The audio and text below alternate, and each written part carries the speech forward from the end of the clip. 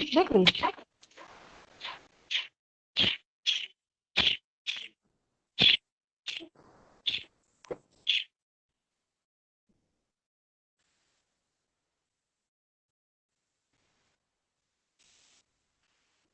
हिंदी का कॉपी निकालो।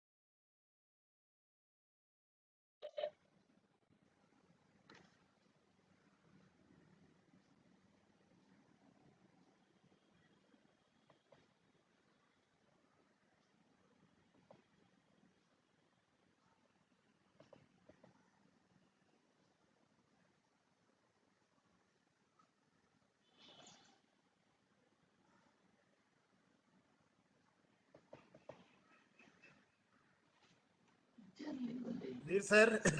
बंद चालू है। जी सर, हाँ। मैम आ गई हैं। अच्छा, good afternoon ma'am.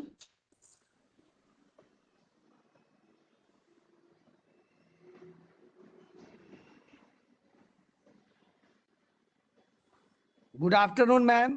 Ma'am, can you hear me?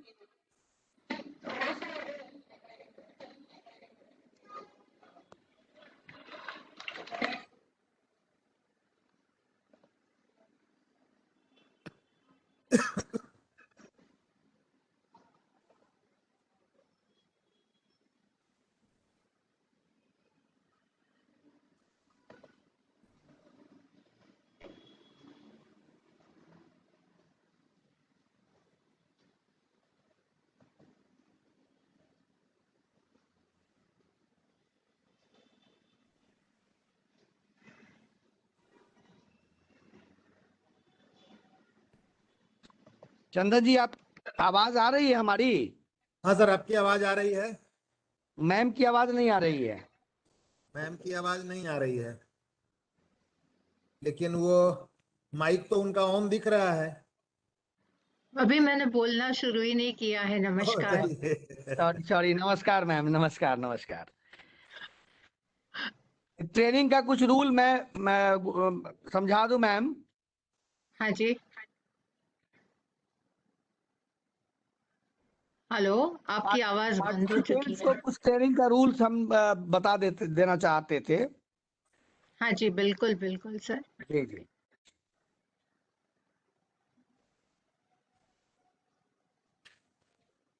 Good afternoon, everybody on this platform.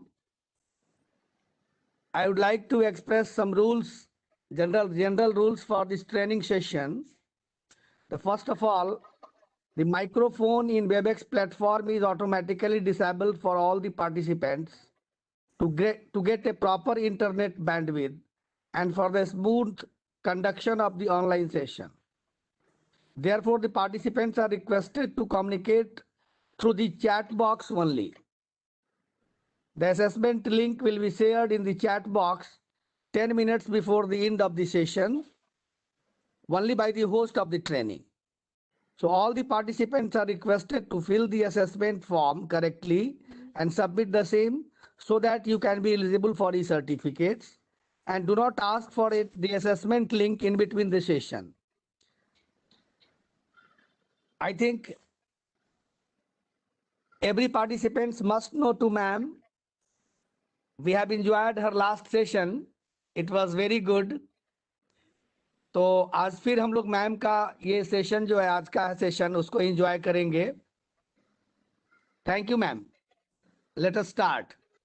हाँ जी sir, thank you so much. A very warm welcome to all of you.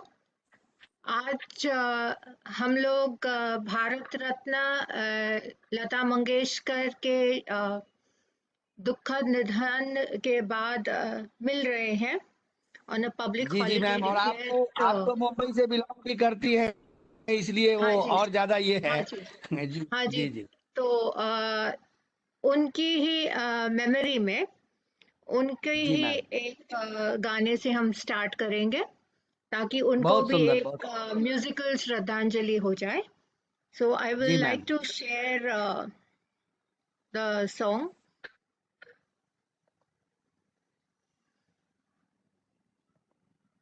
Automatically optimize for video. Okay.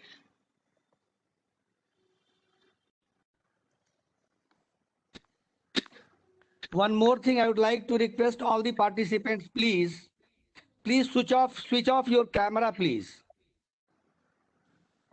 Training के बीच में कुछ participants दिखते हैं, वो अपना camera on कर लेते हैं, वो कृपया ऐसा ना करें, अपने कैमरा को ऑफ रखें। Thank you. हालांकि मैंने कोई तैयारी नहीं की है, गाने की बात की नहीं, मैं आपको उसकी अस्थाई सुना देती हूँ। ऐ मेरे वतन के लोगों, जरा आँख में भर लो पानी, जो शहीद हुए हैं उनकी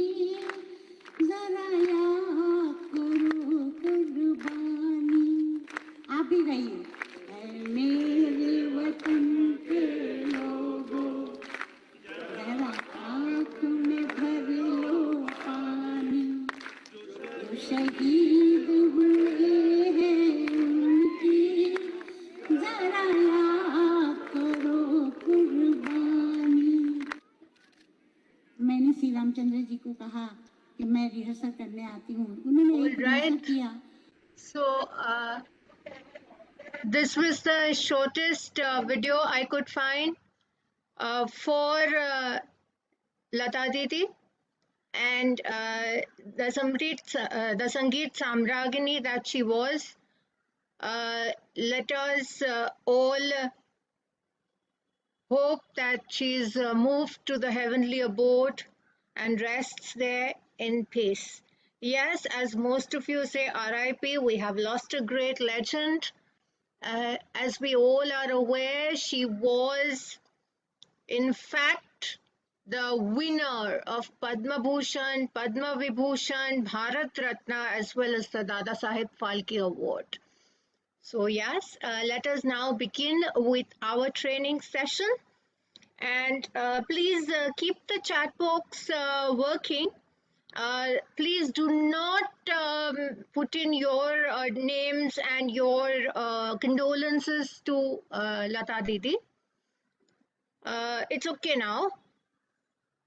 कृपा करके अपने बारे में और भारत रत्न लता मंगेशकर के बारे में अब कुछ ना लिखे चैट बॉक्स में। अब हम ट्रेनिंग की ओर बढ़ते हैं और हम ट्रेनिंग के बारे में ही बातें करेंगे चैट में भी, और हम देखेंगे कि आज आप ज़्यादा इंग्लिश और कम हिंदी में कितना ज़्यादा इस ट्रेनिंग को ले जा पाते हैं। आज की ट्रेनिंग थोड़ी टेक्निकल है, so we are forced to use more of English.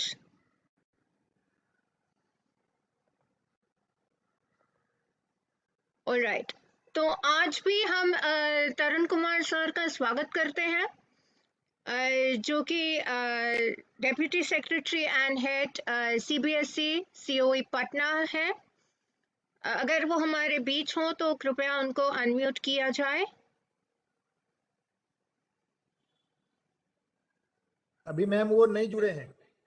All right, I hope आपने उनको इनवाइट तो किया होगा आज भी। जरूर इनवाइट किया है, और वो जिस टाइम में जुड़ेंगे हम बीच में इंटरप्ट करके सर का हाँ जी, बिल्कुल बिल्कुल सर, बिल्कुल। Thank you so sir much. का ब्लेसिंग जरूरी है। मैम DTC को भी हम लोगों ने इन्फॉर्म किया है और तरुण सर को भी हम लोगों ने विधिवत इनवाइट किया है। हमारे हर मीटिंग की जानकारी होती है उन लोगों को। Very So at any nice, time he can बहुत join. अच्छी बात है। Yeah, ma'am. बहुत ही अच्छी बात है सर। तो आज का Thank जो you, ma'am. हमारा टॉपिक है, आज का हमारा जो टॉपिक है, focus on competency based item writing. और हम जो कॉम्पिटेंसी बेस्ड आइटम राइटिंग की बात करते हैं, इवन कॉम्पिटेंसी बेस्ड एजुकेशन की बात करते हैं, तो हम नॉलेज, स्किल, एबिलिटी, इन चीज़ों से एक अपने आप को अवगत कराते हैं, और साइमल्टेनियसली हम बच्चों की भी इन्हीं कैपेसिटीज़ को टेस्ट करते हैं। तो पहले हम ये जानना ज़रूरी है हमारे लिए कि कॉम्पिटेंसी बेस्ड एजुकेशन होता क्या है। तो एक सिस्टम चेंज अप्रोच है। पहले क्या होता था, हम बच्चों से रट्टा मरवा लेते थे, वही चीज़ पूछते थे और बच्चों को आ जाती थी। 100 में से 100, 99 ऐसे कुछ नंबर आ गए, हम खुश, बच्चे खुश, स्कूल खुश, मैनेजमेंट खुश, बहुत बड़ी बात हो गई। पर अब क्या हो गया, अब यही बच्चे जब बाहर जाएंगे, फॉरेन जाएंगे, कॉम्पिटिटिव एग्जाम में बैठेंगे, तब तो रट्टा नहीं चलेगा। बाहर से उनको प्रश्न आएंगे तो उनके जवाब कैसे लिखेंगे, उनकी खुद की नॉलेज, एबिलिटीज, स्किल्स कहाँ होगी।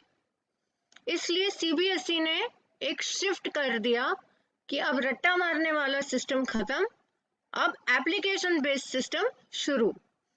तो जो नेशनल एजुकेशन पॉलिसी 2020 में आई थी, उसके हिसाब से जो हम लोग सस्टेनेबल डेवलपमेंट गोल्स ले रहे हैं, उसका चौथा गोल है inclusive and equitable quality education for all, और ये हमें 2030 तक सबको देना है।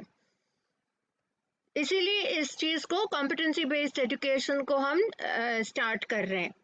तो वो कैसे कर रहे हैं, पहले उसको नेशनल एजुकेशन पॉलिसी से अलाइन कर रहे हैं, फिर एनसीईआरटी ने हमें दिए हैं learning outcomes for the secondary school level, उसके साथ उसको ले रहे हैं।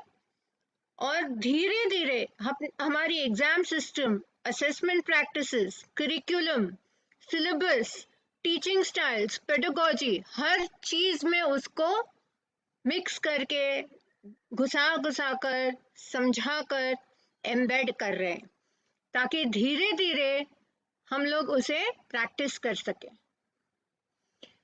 तो इसके 6 बेसिक प्रिंसिपल्स होते हैं कॉम्पिटेंसी बेस्ड एजुकेशन को अपनाने के लिए। तो उनमें से कुछ है equity, accessibility, reliability, validity, higher order thinking skills, assessment, real world relevance and linkages, यानी डेली जो हमारी जिंदगी में होता है, बच्चों की जिंदगी में होता है, उनको हम बच्चों के एजुकेशन से, नॉलेज से लिंक कर पाए। तो आज की इस ट्रेनिंग का ऑब्जेक्टिव क्या रहेगा? एक बेसिक अंडरस्टैंडिंग आपको दी जाएगी आइटम राइटिंग और उसकी प्रैक्टिसेस कैसे होती है, आइटम्स कैसे लिखी जाती है। एक असेसमेंट डिजाइन को हम एक्सप्लोर कर रहे हैं, जो कि कॉम्पिटेंसी बेस्ड असेसमेंट के थ्रू होता है। उसमें कैसे अच्छे अच्छे आइटम हम लिख पाते हैं और उनकी मार्किंग स्कीम भी कैसे बनती है। हम अच्छा पेपर तो बना लेते हैं, अच्छा प्रश्न तो लिख लेते हैं, अच्छा प्रश्न पत्र बना लेते हैं, पर क्या हम सही मार्किंग स्कीम बना पाते हैं? तो जैसे हम वो पहले भी मैंने कई बार पूछा हुआ है, असेसमेंट क्या है, तो मुझे ये जनरल आंसर्स मिलते रहते हैं। आपको कोई और आंसर पता हो असेसमेंट क्या है, तो आप फटाफट चैट बॉक्स में अपना उत्तर डालते जाइए। What is assessment?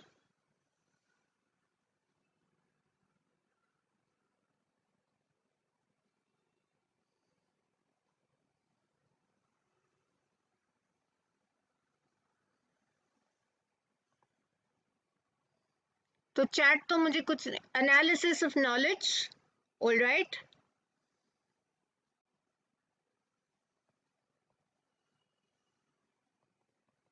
So I have Satyapriya Kishore ji writing analysis of knowledge. तो यानी मेरे पास एक ही पार्टिसिपेंट है।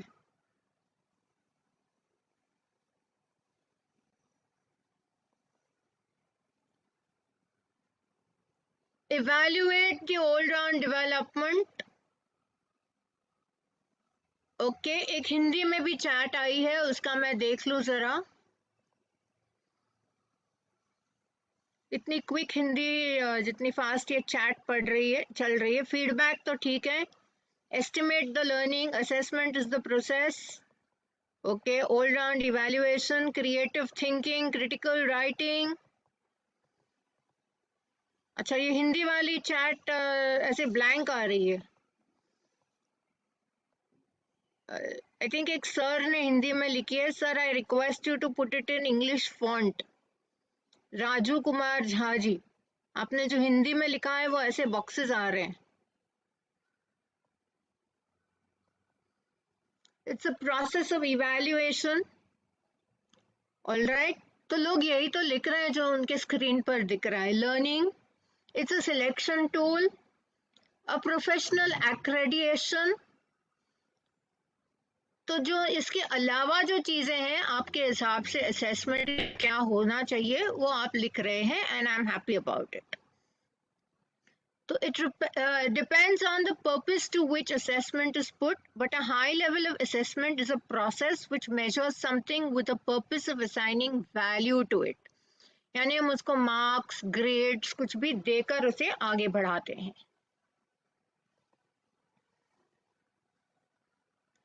तो जब हम असेसमेंट के बारे में बात करते हैं तो कुछ की टर्म्स के बारे में हम सोचते हैं। असेसमेंट क्या है? The process of measuring something with the purpose of assigning a value. और purpose क्या है उसका? Primary reason है for which the assessment exists and what the results will be used for. आप उस result का क्या करोगे, वही तो assessment का purpose है. Validity, how well a test measures what it is supposed to measure, जिसको हम वैधता कहते हैं. Reliability, विश्वसनीयता, how far the results of an assessment are repeatable and reliable. And the last one, manageability, प्रबंधन क्षमता, how feasible it is for the designed assessment to be administered. तो ये जो terms हैं, इनकी हिंदी आप कृपया अपने पास लिख ले एक पेपर पर या नोटपैड में. हमें वैधता, विश्वसनीयता और प्रबंधन क्षमता के बारे में और जानकारी भी प्राप्त करनी है. तो अपने लिए आप जानकारी ले लें. वैधता इज वैलिडिटी, विश्वसनीयता इज रिलायबिलिटी एंड प्रबंधन क्षमता manageability. I hope the session is being recorded.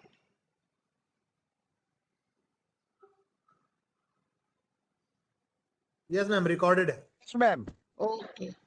Then it's okay, because if it's not, you will be in trouble. So, पहले बात करते हैं purpose of assessments की. तो अभी मेरे पास ये देखिए purpose है assessment के. इनको आपको मैच करने हैं डायग्नोस्टिक, समेटिव और फॉर्मेटिव. तो आपको चैट बॉक्स में लिखना है कौन से वाला ऑप्शन ए, बी या सी डायग्नोस्टिक है, कौन सा ऑप्शन समेटिव है और कौन सा ऑप्शन फॉर्मेटिव है.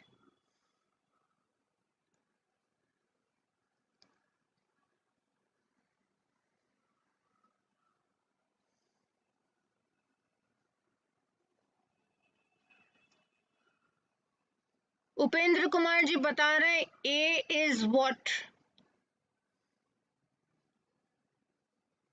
ए इज डायग्नोस्टिक, समेटिव और formative. B is formative. CBA, diagnostic, summative and formative. BAC, ये तो बड़ी मजेदार चैट चल रही है. कोई बोल रहा है BAC, कोई बोल रहा है CBA, कोई बोल रहा है केवल B, केवल A. ACB, ये तो मजेदार है.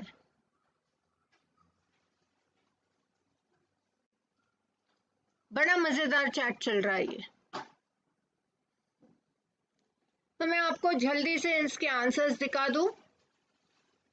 Summative assessment, usually high stakes, which are certified and allow students to progress in the standard 10 and 12 degree exam. Formative,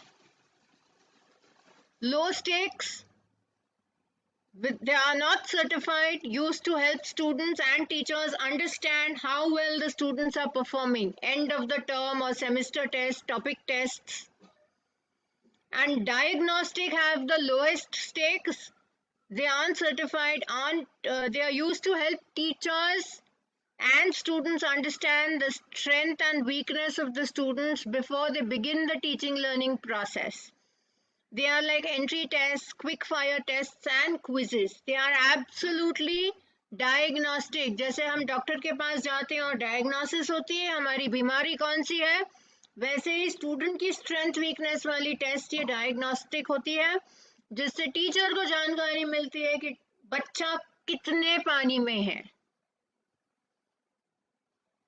तो अब हम बात करेंगे purpose of school assessments. Assessments in education measure student performance against a set of knowledge, understanding and skills. और हम जानते हैं कि assessment बहुत सारे purpose serve करता है. जैसे सर्टिफिकेट मिल गया, किसी बच्चे को प्रोत्साहन मिल गया, बच्चा क्या कर सकता है, क्या नहीं कर सकता, उसके बारे में उनको जानकारी मिल गई. To help teachers understand how their class is performing, what additional help they may need.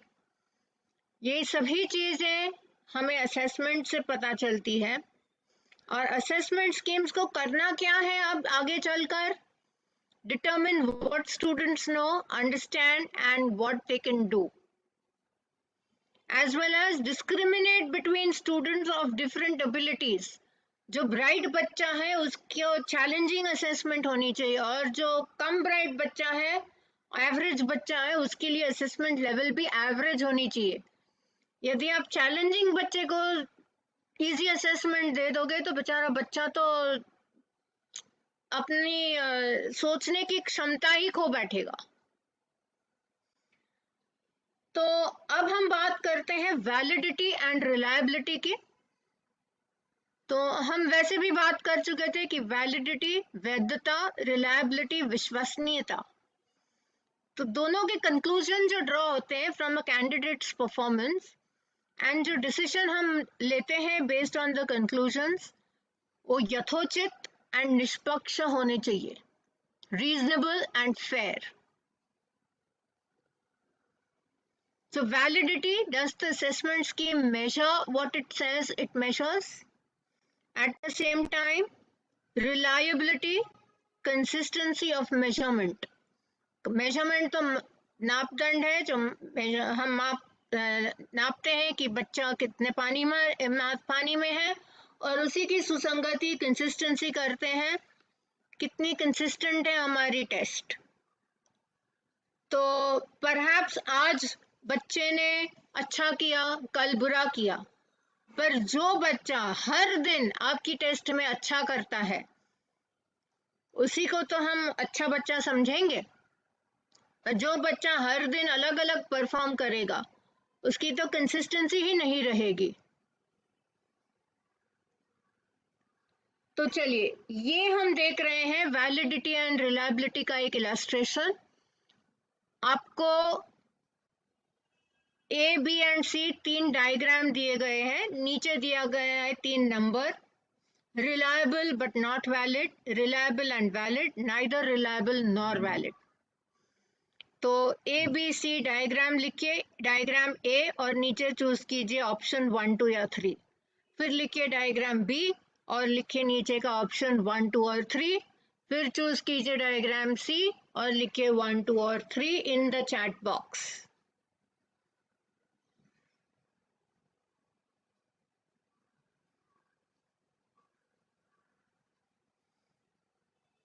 ये बड़ी मजेदार चीज है जब चैट चलती है.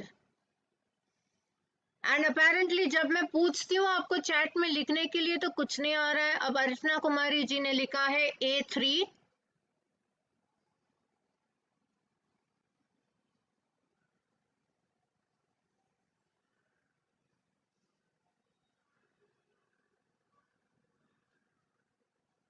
और उन्होंने अकेले ने ही कुछ ट्राई किया है. दीनबंधु मिश्रा जी लिख रहे हैं something, and Shashi Bhushan ji A1, C2 A1, A2 B2 C1, A1 A2 B1 C3,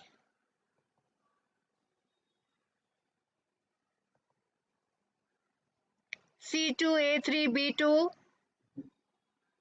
A132, C2, A2, A3 B1 C2, ऐसे चल रहा है. AC2, C2. तो ये जो चैट चल रही है उसको हम चलने देते हैं, मैं आपको आंसर्स दिखाती हूँ.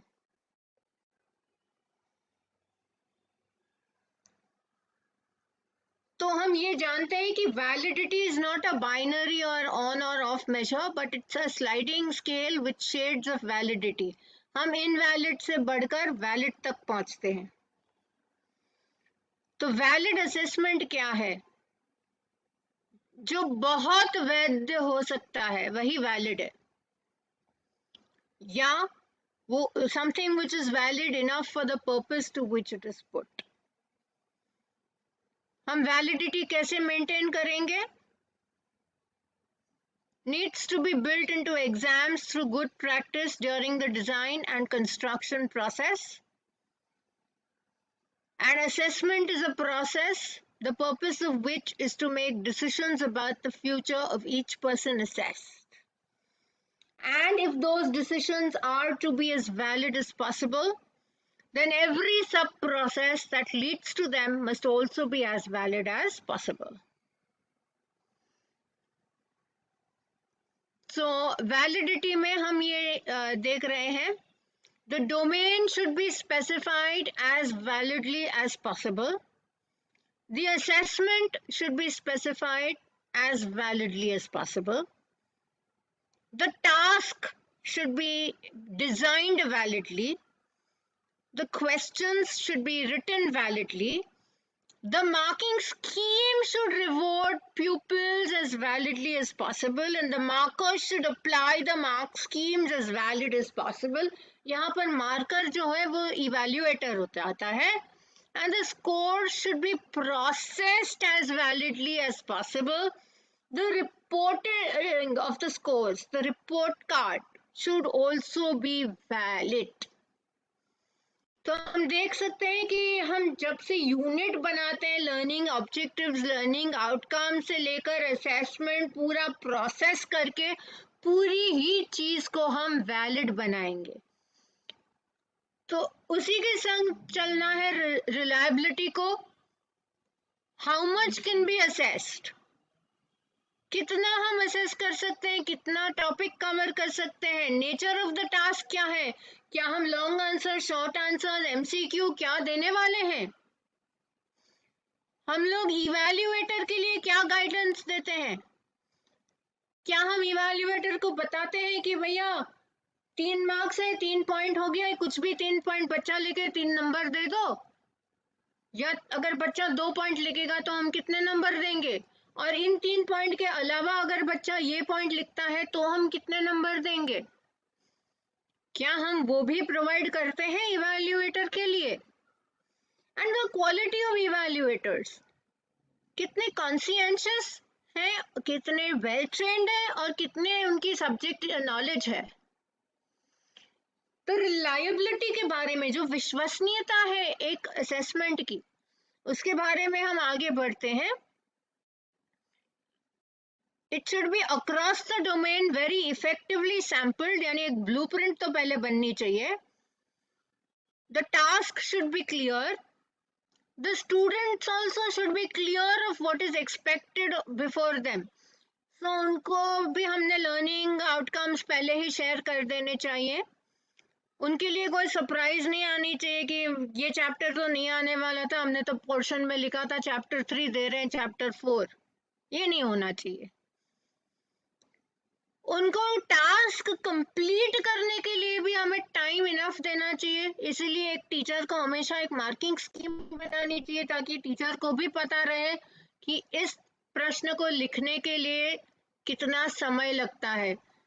यदि आपको एक टीचर होके एक आंसर के लिए 3 मिनट लगते हैं, तो स्टूडेंट को उसी आंसर के लिए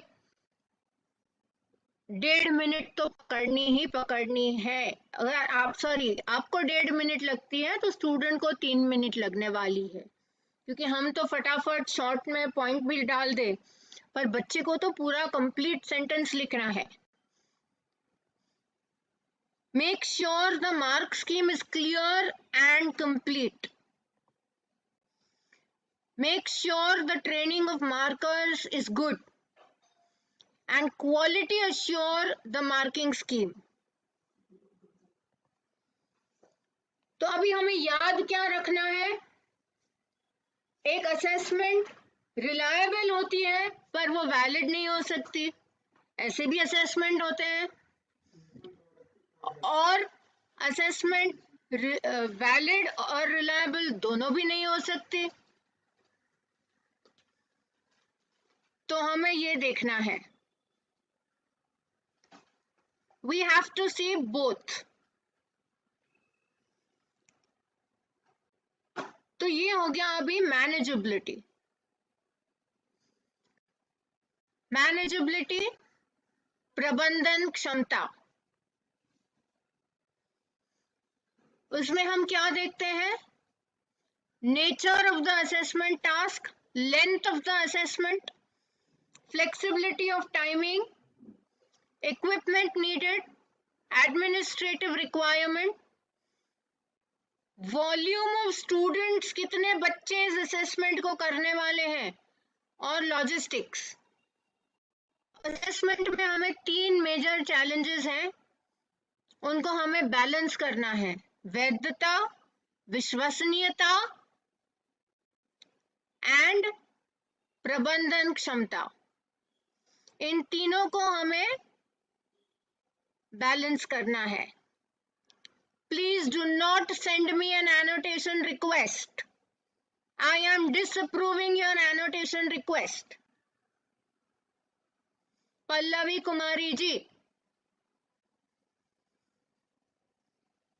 can we please have Pallavi Kumari ji out of the meeting? Pallavi Kumari is requesting to annotate the content.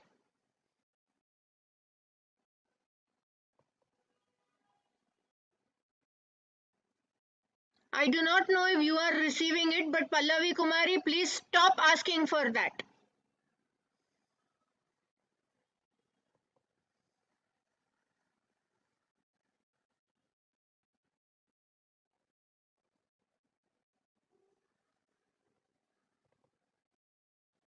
अब हम चलते हैं टीचिंग एंड असेसमेंट्स में, जहां क्विकली हमें जानना है कि एक सब्जेक्ट, उसका कंटेंट, ऑब्जेक्टिव्स, उसकी क्षमताएं, कॉम्पिटेंसीज, लर्निंग आउटकम्स, पेडागोजी, इतनी सारी चीजें एक सब्जेक्ट में है।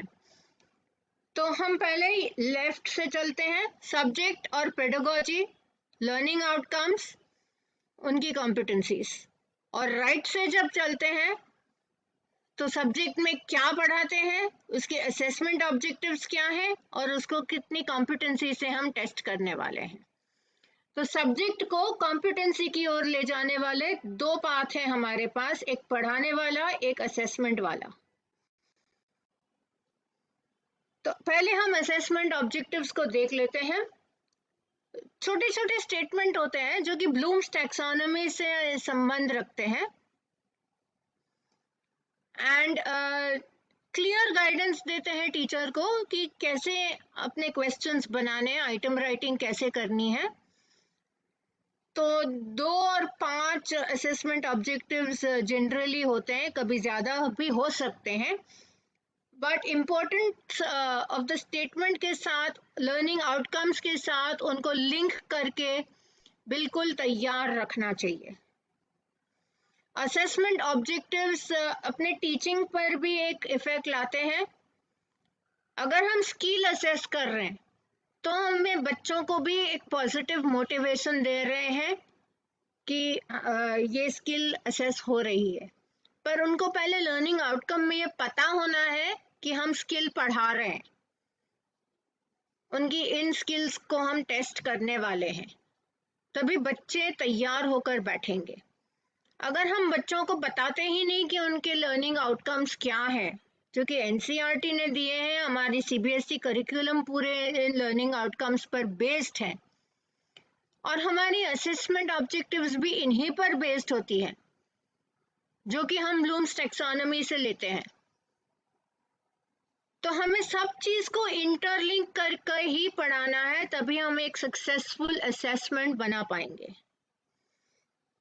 तो ब्लूम्स टैक्सोनॉमी की दृष्टि से जब हम देखते हैं तो remembering, understanding, applying, analysing, evaluating, creating, ऐसे चलती है टैक्सोनॉमी नीचे से ऊपर की ओर, lower order to higher order. तो इसमें एनालाइजिंग, इवैल्यूएटिंग और क्रिएटिंग, ये जो 3 कॉन्सेप्ट आपको दिख रहे हैं ब्लूम्स टैक्सोनॉमी में, वो सबसे ऊपर के हायर ऑर्डर थिंकिंग क्वेश्चंस बनते हैं इनसे। Applying is a middle order thinking question, understanding and remembering are the lower order question. तो असेसमेंट ऑब्जेक्टिव्स जो जेनेरिक होते हैं, जो सामान्य होते हैं, वो सब सब्जेक्ट के लिए सेम रहता है। They're easy for the staff and student, simple to remember, list, name, ऐसे वाले। बट उनके डिसएडवांटेज भी रहते हैं, सब्जेक्ट की बारीकाई को नहीं समझ पाते, अलग अलग सब्जेक्ट में अलग अलग उनके मीनिंग निकल जाते हैं। अभी जैसे एक्सप्लेन हो गया तो किसी सब्जेक्ट में एक्सप्लेन 2 मार्क का हो गया, किसी सब्जेक्ट में 5 मार्क का हो गया एक्सप्लेन। तो कैसे करोगे आप, कैसे जानोगे कि कौन सा सब्जेक्ट में कौन सा एक्सप्लेन कितने नंबर का होना चाहिए। और लर्निंग आउटकम्स जो एक इम्पॉर्टेंट स्टेटमेंट, एक इम्पॉर्टेंट डॉक्यूमेंट है, उसके साथ अगर हमारा असेसमेंट ऑब्जेक्टिव टैली नहीं किया तो असेसमेंट ही फेल हो जाएगी। तो जो सीबीएसई है, जो जेनेरिक या सामान्य असेसमेंट ऑब्जेक्टिव्स हमें दे रही है फॉर स्टैंडर्ड 10 एंड 12 एग्जामिनेशंस, और even if you go to the CBSE website on competency based education, आपको थोड़े काफ़ी सारे assessment objectives मिल जाएंगे। यहाँ हम कुछ assessment objectives देख रहे हैं, जो कि AO है, वो assessment objective 1, 2, 3 and 4 है। अभी मैं आपको 4 basic generic assessment objectives दिखा रही हूँ। अभी फर्स्ट असेसमेंट ऑब्जेक्टिव है, वो बता रहा है shows an understanding of explicit meanings, यानी स्पष्टता वाले ये होते हैं जो लोअर ऑर्डर के ब्लूम्स टैक्सोनॉमी से डील करते हैं। और ये बेसिकली 6th, 7th, 8th में तो ये 40 to 48% ऑफ द पेपर में आते हैं, बट 9th and 10th में हम करीबन 23% ऑफ द पेपर में ही रखते हैं इनको। फिर जो अंतर्निहित इम्प्लिसिट मीनिंग वाले जो असेसमेंट ऑब्जेक्टिव 2 है, वो जो मिडिल लेवल के रहते हैं, उनका भी वेटेज काफ़ी हद तक तो सेम ही रहता है इन क्लास 6 to 10। फिर जो AO3 है, वो जनरली हम लैंग्वेजेस में देखते हैं, specially in reading passages, reading comprehensions, कि राइटर ने इस लैंग्वेज के स्ट्रक्चर के बारे में कुछ लिखा है तो उसके बारे में आप कमेंट कीजिए। तो ये नॉर्मली हम 9th, 10th में देखते हैं, 6th, 7th, 8th में जनरली ये बहुत हाई लेवल हो जाता है, तो 9th, 10th में करीबन 27% इनको हम देते हैं। एंड एक जो पर्सनल रिस्पॉन्स क्वेश्चंस होते हैं, जो कि ओपन एंडेड प्रश्न रहते हैं, निजी प्रतिक्रिया वाले, उनको 6th, 7th, 8th में तो 12 to 16% वेटेज रहता है, पर 9th, 10th में उनका वेटेज अच्छे से 27% तो रहता ही रहता है open ended personal response questions का। तो अभी हम क्विकली असेसमेंट डिजाइन देख लेते हैं। At the higher level we have design principles, learning ladders set out the content to be assessed, and assessment specifications set out the approach to assessment. And this is based in the NCERT curriculum framework, और ये आपको आसानी से higher order thinking skills, end of class assessments, washback effect सब में दिख जाएगा। तो स्टैंडर्ड 10 को हमें एग्जाम को बदलना नहीं है, कैंसिल नहीं करना है, केवल उसकी प्रक्रिया बदलनी है। तो कॉम्पिटेंसी का एक जो मतलब निकलता है वो है योग्यता आधारित मूल्यांकन, जो हम पहले ही बोल देते हैं स्किल्स, नॉलेज एंड एबिलिटी को हम टेस्ट कर रहे हैं। तो कॉम्पिटेंसी के बहुत सारे डेफिनेशंस अक्रॉस द ग्लोब मिलते हैं, और यूनाइटेड किंगडम का एक जो बड़ा सा अच्छा डेफिनेशन आपको स्क्रीन पर दिख रहा है, यही डेफिनेशन मेजरली यूज किया जाता है। एनसीईआरटी ने उसे ब्रॉडली एक बच्चा लर्निंग आउटकम्स को कितनी अच्छी तरह से दिखा पाता है, और कितनी अच्छी तरह से वो एक लर्निंग आउटकम से अपने आप को समझकर अपनी योग्यता वहाँ दिखा रहा है, उसी के ऊपर ये एनसीईआरटी ने कॉम्पिटेंसी बेस्ड एजुकेशन बनाया है। Apparently NCERT curriculum is mapped to competency based education, and the CBSE has also now mapped it to the same. And अभी तो syllabus भी term 1 term 2 में bifurcate हो गया. Type of examination pattern for term 1 and term 2 has been separated. तो अभी तो content to define what can be assessed, कैसे assess करना है और क्या assess करना है, ये भी हमें देखना है. लर्निंग लैडर्स असेसमेंट स्पेसिफिकेशन जब हम देखने जा रहे हैं तो डिजाइन प्रिंसिपल्स जो होते हैं उनके साथ पहले हम एक बार देख चुके हैं. उनके साथ identify the content to be assessed and these form the basic writing assessments. ये पहले हमें समझना होता है. और आइटम राइटिंग का एक प्रोसेस जो होता है, एक प्रक्रिया, उसके लिए हम देखते हैं कि आइटम में 1 मार्क क्वेश्चंस के मार्किंग स्कीम भी बनते हैं. तो main idea of a task क्या है हम सोचते हैं, उसमें कितना लेवल ऑफ एविडेंस होना चाहिए. जैसे हम नेम पूछेंगे तो एक नाम बहुत हो गया, name the Bharat Ratna legendary singer who passed away on 6 फरवरी 2022. तो एक ही नाम है वो, लता मंगेशकर. उसके लिए एक ही मार्क देना है. पर वो पूछने का पर्पस क्या है और उसके लिए क्या हम ओपन एंडेड आंसर्स एक्सेप्ट करेंगे. तो कौन सी मार्किंग स्कीम हम यूज करने वाले हैं, पॉइंट बेस्ड या open ended. So draft the item, the marking scheme and the question. Ensure that the marking scheme will reward what is important. I understand that people are writing point based. वही तो हम 1 mark में use करेंगे, 1.1 mark. Open ended नहीं, learner response नहीं अभी हम use कर पाएंगे क्योंकि it is not used as 1 mark questions. Ensure that the marking scheme will reward what the questions ask for. Ensure that command words, जो कि हम Bloom's wheel से लाते हैं, will elicit the evidence you want. Reinforce these 3 until you are sure as possible that the pupils will know what they are expected to do.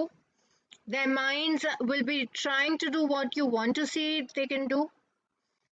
Marking scheme will reward how they will do it, and higher scores mean they are better at geography or English or the subject that you are testing, and everything is well addressed. So think of an idea, decide the level of evidence and what's the purpose. आप क्या इसे achieve करोगे उसकी पहले आप note कीजिए. Think about the content and the assessment objectives before you start writing. Choose a mark scheme approach, point based or open ended. So 2 main, point based, जिसका एक एग्जाम्पल मैंने दिया, एंड लेवल ऑफ रिस्पॉन्स और open ended, जहाँ पर लंबे answer होंगे, हमें 4 पॉइंट, 5 पॉइंट, 3 पॉइंट ऐसे लेने हैं, तो हमें लेवल ऑफ रिस्पॉन्स वाली मार्किंग स्कीम लेनी है जहां पर student response is compared to a series of levels. एक रूब्रिक भी हम बनाकर दे सकते हैं कि इतने 5 पॉइंट में ये पॉइंट आ गए तो इतने नंबर देंगे, 4 पॉइंट आए तो ये नंबर देंगे. So we can do that. At the same time हमें ये भी देखना है कि हम कौन सा शब्द यूज कर रहे हैं, डिस्क्राइब, स्टेट. तो उसमें हमने बच्चों को कंस्ट्रेंट डाल दिया कि इतना ही आपको करना है. तो ये वेरी शॉर्ट आंसर्स या ऑब्जेक्टिव टाइप में सिंगल वर्ड और नंबर और सिलेक्ट फ्रॉम अ लिस्ट, ये वाले छोटे छोटे आंसर हो गए. एक्सप्लेन, डिस्क्राइब, या सेमी कंस्ट्रेंट, ऊपर नीचे दोनों में चल जाते हैं, शॉर्ट आंसर्स में चलते हैं, बच्चा उसमें सेंटेंसेस लिख पाता है. और जब हम जज, एक्सप्लेन ऐसे सारे वर्ड्स यूज करते हैं तो अनकंस्ट्रेंट ऐसे परफॉर्मेंस होते हैं, ऐसे आंसर्स होते हैं. और लॉन्ग आंसर्स में ओपन एंडेड रिस्पॉन्स की मार्किंग स्कीम भी लगती है. कमांड वर्ड्स तो आप देख पाते हैं कि हमने कुछ कमांड वर्ड स्क्रीन पर डाल रखे हैं। व्हाट, व्हाई, हाउ, व्हेन, ये तो इंग्लिश में, साइंस में, मैथ में, सोशल साइंस में कहीं भी यूज हो जाते हैं। कैलकुलेट, प्लॉट, ड्रॉ, ये मैथ साइंस, सोशल साइंस में चलते हैं। स्टेट तो नॉलेज को रिकॉल करवाता है। Describe, again it could be recall और application. Evaluate, assess, analyze, explain, they are all higher order thinking skills. तो जब आपको अभी competency based questions बनाने हैं तो आपको ये वाली लास्ट वाली ऊपर वाली लाइन लेनी है। अभी उसको अप्रोच कैसे करेंगे? टाइप ऑफ मार्क स्कीम, जिसमें हमने केवल एक मॉडल आंसर दे दिया, कितने नंबर देने हमने तो लिखा ही नहीं, तो बैड है। हमने कुछ गुड रिस्पॉन्सेस के एग्जाम्पल डाल दिए। Examiners are shown what a good performance constitutes, but we have not guided the evaluator कि अगर इसके बाहर से कुछ आया तो क्या करोगे आप, तो वो पुअर मार्क स्कीम है। फिर हमने list of good and list of poor responses example के साथ दे दिए और उनको बता दिया an attempt to specify the complete outcome space, accurate if the prediction is accurate, तो ठीक है।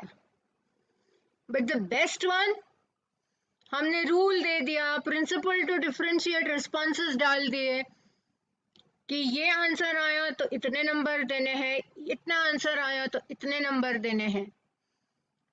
Can be sure that help is given for how to credit every possible response.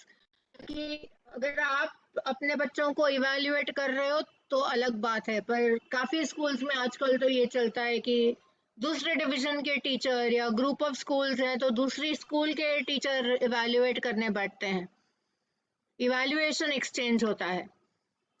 तो इवैल्यूएटर को हमने हमारी मार्किंग स्कीम से help कितनी होती है, हम कितने नंबर दे पाते हैं, इवैल्यूएटर कितना एक पेपर जांच पाता है हमारी मार्किंग स्कीम से, ये भी एक सोचने वाली बात है, ये हमारी कॉम्पिटेंसीज की बात है। तो क्वेश्चन का पर्पस क्या हो गया? Tells the students that the task you want them to perform, it is a prompt, कि बच्चा ये समझकर, ये पढ़कर जान जाए कि आप क्या पूछना चाह रहे हो। इसीलिए इस क्वेश्चन को बहुत क्लियर शब्द में फ्रेम करना है। 3 basic type of questions, objective questions जो कि वेरी कंस्ट्रेंड क्वेश्चंस होते हैं, आगे पीछे कुछ नहीं, right wrong. Short answer questions होते हैं जो कंस्ट्रेंड भी होते हैं, सेमी कंस्ट्रेंड भी होते हैं, और open ended, extended response, long answer questions बिल्कुल अनकंस्ट्रेंड चलते हैं। तो ऑब्जेक्टिव क्वेश्चंस हम टर्म 1 में देख चुके हैं, एमसीक्यूज कैसे होते हैं, कैसे बनते हैं। मुझे तो बताया गया था कि आप जैसे बहुत जानकार लोगों ने सीओई के काफ़ी सारे एमसीक्यू के सेशन भर लिए हैं आइटम राइटिंग के, तो इसके बारे में मैं थोड़ा फास्ट चलूँगी। फिर हम आए शॉर्ट आंसर क्वेश्चंस पर। तो शॉर्ट आंसर क्वेश्चंस क्या होते हैं? They are short written responses, sometimes उनको एक stimulus, single word answer up to a short paragraph, कभी 2 मार्क के लिए, कभी 3 मार्क के लिए भी चलते हैं ये क्वेश्चंस। काफी सारी स्किल्स इसमें टेस्ट होती है, पर जनरली ये रिकॉल से एप्लीकेशन तक चलते हैं, उसके आगे ये नहीं चलते। काफी सारा करिकुलम इसमें टेस्ट हो पाता है और उसको सोच समझकर डिजाइन करना पड़ता है।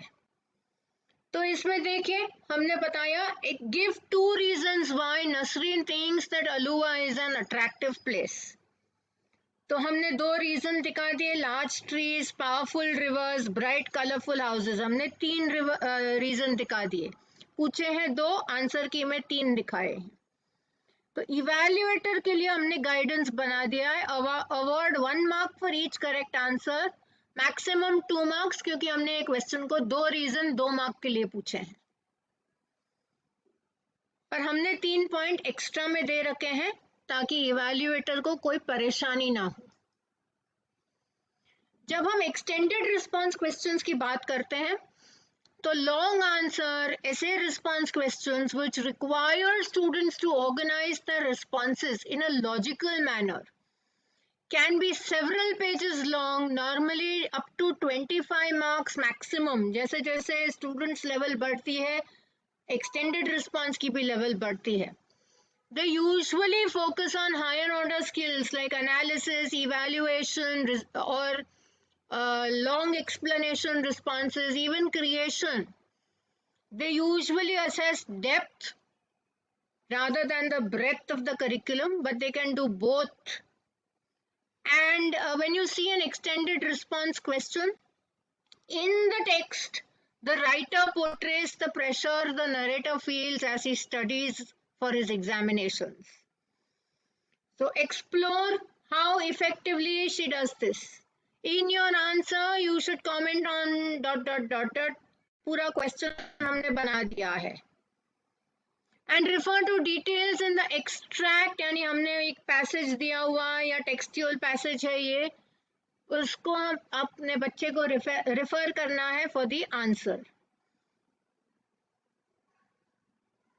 तो हम जब MCQ के बारे में बात करते हैं तो MCQ तो हम जानते हैं STEM options की distractor, ये ऐसे चलता रहता है.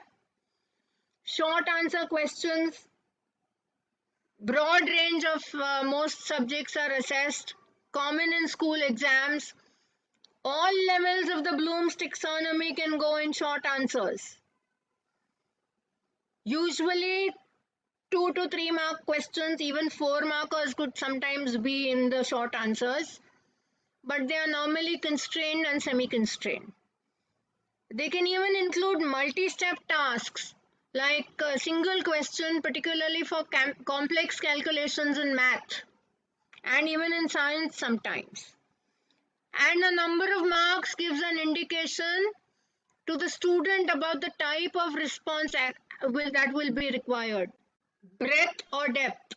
अगर 2 नंबर के लिए आया, अगर ये 30 या 40 शब्द के लिए प्रश्न आया तो कितना लिखना है, अगर ये 100 शब्द के लिए आया तो कितना लिखना है. And the type of task and level of demand which is linked to the assessment objective is often cued by the command word used. क्या हमने लिखा? Describe, explain, evaluate, justify. हमने कौन सा शब्द यूज किया? Command word. तो एक लिस्ट हमने बता दी आपको कमांड वर्ड्स की. अगर असेसमेंट ऑब्जेक्टिव 1 है, lower order thinking, state, name, select. Assessment objective 2, describe, identify, paraphrase. ये भी हमने बताया था. एक्सप्लिसिट असेसमेंट ऑब्जेक्टिव 1, इम्प्लिसिट अंतर्निहित असेसमेंट ऑब्जेक्टिव 2. असेसमेंट ऑब्जेक्टिव 3 जो हम 9th 10th में यूज करते हैं, analyse, explain, comment, compare.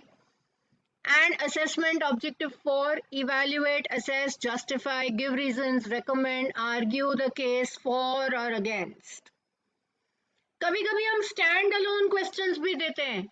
State the word which means the light can not pass through an object. Write a letter of complaint to the manager of a shop following poor service. तो ऐसे stand alone questions भी आपको सोचकर अपने अपने subject में लिखने हैं. कभी हम एक पैसेज देते हैं और इन पैसेजेस के थ्रू हम एक सोर्स बेस दे देते हैं बच्चों को और बोलते हैं इस सोर्स के आधारित आपको निम्नलिखित प्रश्नों के उत्तर देने हैं करके हम 3-4 प्रश्न पूछ लेते हैं. तो उनको हम लिंक्ड क्वेश्चंस कहते हैं. तो या कभी पार्ट 1 और पार्ट 2 में हम एक क्वेश्चन को डिवाइड कर देते हैं. तो बच्चे को दोनों लिंक्ड क्वेश्चंस के भी आंसर देने होते हैं. तो यही तो हो गया draw conclusion, define from the passage. ये तो इंग्लिश के बारे में एक एग्जाम्पल दिया हुआ है. अब मार्किंग क्वेश्चंस कैसे होते हैं, इनको मार्क कैसे करोगे? End of the class test होती है तो schemes, marking schemes would be whole marks, not half marks. Relationship between the length of time and the number of marks is 1.5 minutes per mark on an average. That's a thumb rule.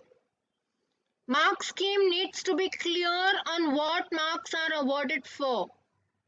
particularly in a multi-mark question. यदि हम देख रहे हैं कि 3 mark का प्रश्न है तो 3 नंबर के लिए बच्चा क्या लिखेगा तो हम 1 नंबर देंगे, कितना लिखेगा तो 2 देंगे, कितना लिखेगा तो 3 देंगे, और क्या लिखेगा तो हम नंबर ही नहीं देंगे. And instruction should be provided to the evaluator on the general use. What to do if the student gives 2 answers? Accept the first answer only. ऐसा नहीं कि हम 2 आंसर जांचेंगे फिर बेटर चूज करेंगे, हम फर्स्ट ही आंसर देखेंगे. Guidance and rules should be given to the evaluators on how to apply the mark scheme. मैंने एक एग्जाम्पल भी आपको दिया था, ये भी मैंने पहले आपको बता दिया था कि ये कैसे लेना है.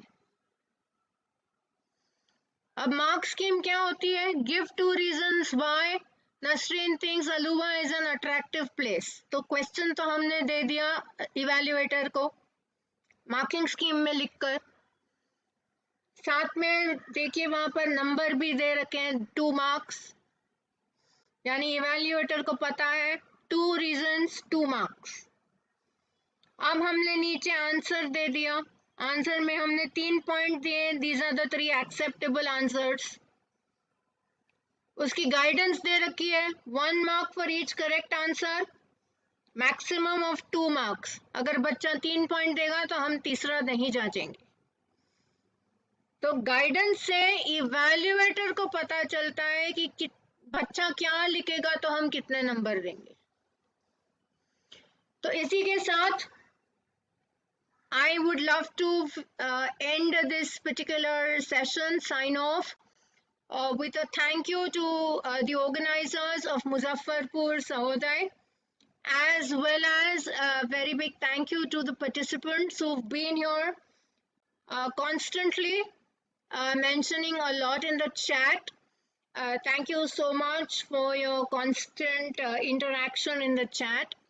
And yes, this session would not have been possible without having the virtual presence of Shri Tarun Kumar sir, Deputy Secretary and Head CBSE Center of Excellence, Patna. So thank you, sir, for having virtually joined us. And yes, thank you, Sudhir Kumarji, if you're still in the session with us. Over to you, Muzaffarpur Sahodai. And if anybody has any questions to ask, please feel free to use the chat. Otherwise, you may feel free to leave a feedback of what you will carry back to your classrooms from here.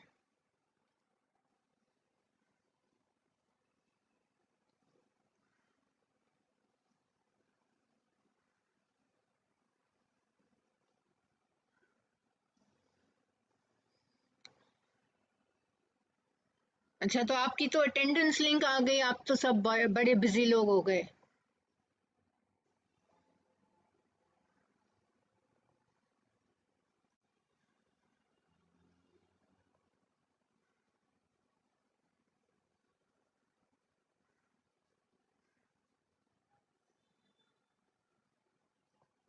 Thank you ma'am इतने अच्छे session के लिए.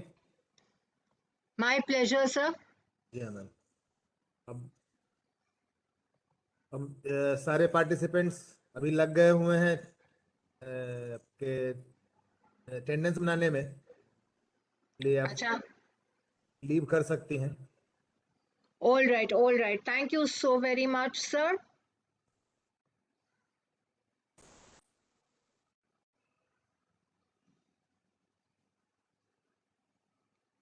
Thank you to some of the participants who are sharing feedback with me.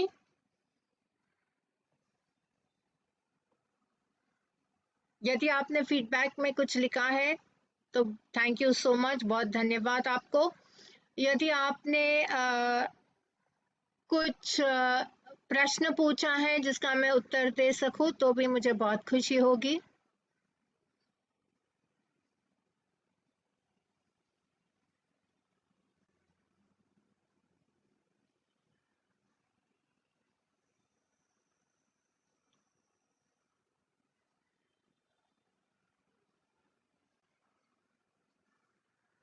All right. So with this, I take your leave.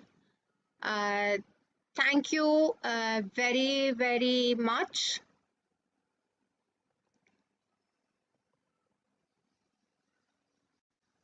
I think I have some more session left with you later in the month when I shall see you again. In the meantime, thank you and God bless you all. See you. Have a great evening.